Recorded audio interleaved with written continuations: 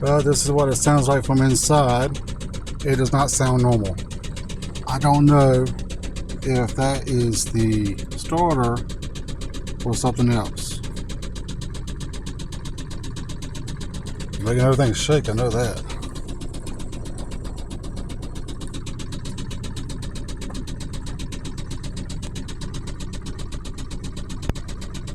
Yeah, I got a little gas in the car right now.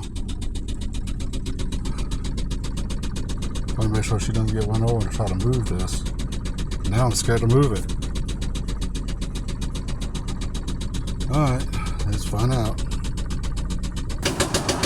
Alright, I got it out.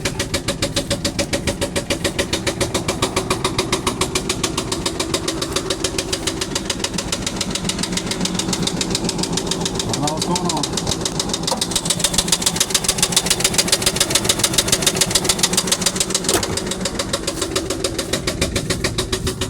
I think that's the starter or the transmission.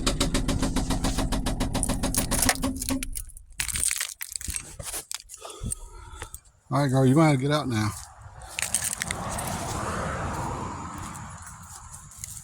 I was hoping it was something else, but I don't think it was. Oh, it stinks now. Which is somewhat expected.